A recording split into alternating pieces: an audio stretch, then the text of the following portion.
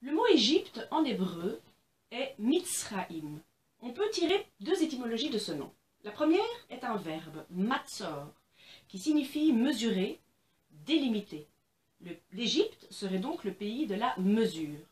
On sait en effet que la géométrie, qui a pour étymologie grecque le mot gai, qui est la terre, et métron, qui est la mesure, on sait que l'Égypte est le pays de la géométrie. En effet, vu les fréquentes et régulières crues du Nil, il était nécessaire de pouvoir délimiter et mesurer chaque terrain pour savoir à qui il appartenait, puisqu'après la crue du Nil, les bornes avaient disparu.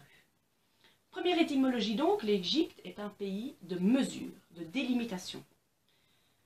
Une deuxième étymologie viendrait du nom commun Metsar, qui veut dire l'angoisse, la gêne, l'étroitesse. Le mot tsar, d'ailleurs, signifie également étroit.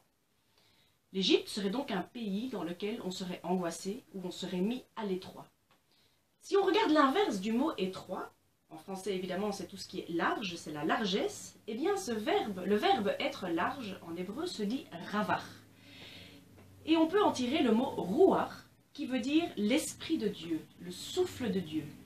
On nous donne donc un indice supplémentaire grâce à l'étymologie, c'est que pour sortir de cette angoisse de l'Égypte, on doit recevoir le souffle de Dieu, ruach, qui nous remet, si vous voulez, dans la largesse.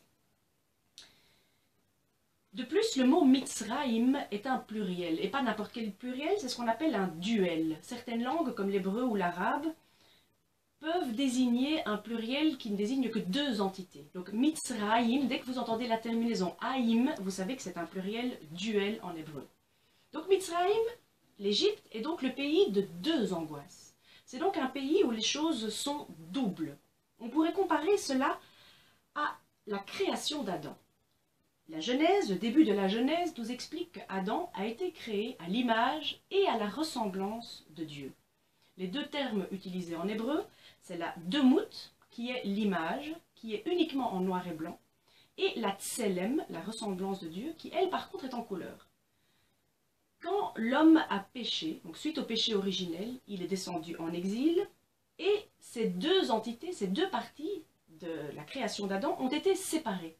L'image a été coupée de la ressemblance, exactement comme le nom de Dieu, le tétragramme, Yod He Vav He Adonai, suite au péché originel de nos premiers parents, on dit que ce nom a été coupé en Dieu, comme je l'ai expliqué dans la première vidéo sur le Yod He Vav He.